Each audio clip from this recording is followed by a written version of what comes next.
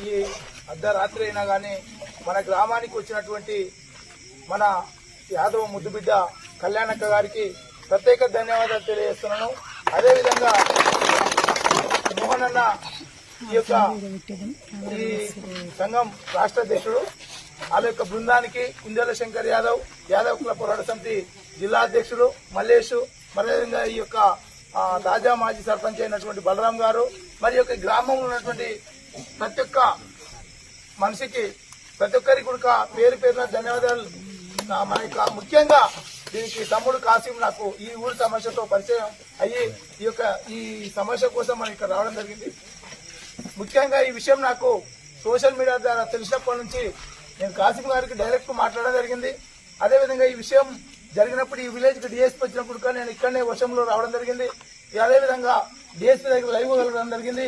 మరి అదేవిధంగా పొద్దుగాల 10 గంటల నుంచి ఇక్కడ మీ ఊళ్ళో అందరికీ తెలుస్తుంది.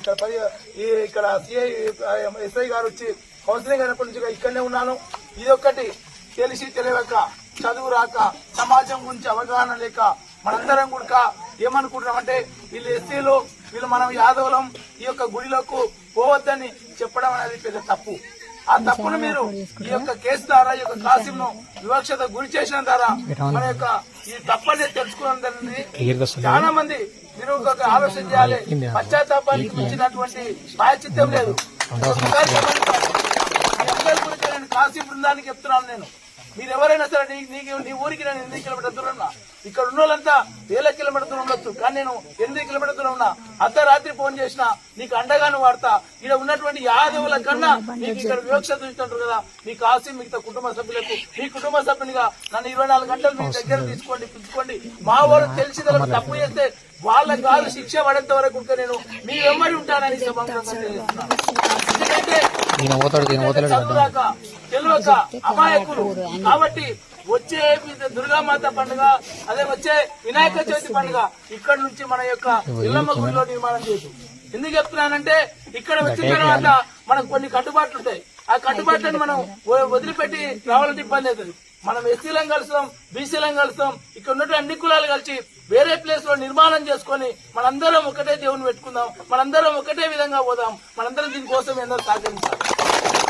ఈ రోజు రేపు వినాయక ఊరేగింపు గాని, వినాయకుడి పండుగ గాని, రేపు దుర్గామాత పండుగ గాని, చీరల వేలంలో గాని, ముక్కు పుడక వేలంలో గాని ప్రతి ఒక్క దాంట్లో ఉడక మనం దళితులము బీసీలం అందరం కలిసి కట్టుగా వేలంలో పాల్గొందాం. కలిసి కట్టుగా ఈ దంగోని పెళ్లి అంటే ఇంతవరకు దంగోని పెళ్లి అంటే ఎవరు తెలియకున్నది. ఈ సమస్యతోటి దంగోని పెళ్లి అనేది ప్రపంచానికి ఇదే విధంగా తెలంగాణ రాష్ట్రంలో ఉన్నటువంటి ఆంధ్రప్రదేశ్ లో ప్రతి ఒక్కరు తెలిసిపోయింది. కాబట్టి ఇక్కడ నుంచి మిమ్మల్ని చేతులు జోడించి వచ్చినటువంటి మోహనన్న బృందానికి కాసింకు మా యొక్క యాదవుల తరఫున శిరస్సు వంచి క్షమాపణ కోరుతున్నాను. మళ్ళొక్కసారి మా బిడ్డలు తెలిసి తెలియక తప్పు చేసిన పెద్ద మనసుతోటి క్షమించి మా పిల్లలను ఆదుకొని భవిష్యత్తులో వాళ్ళ యొక్క బతుకులో మీకు తోడ్పడతారని ఈ యొక్క అవకాశం అందరూ కూడా ఈ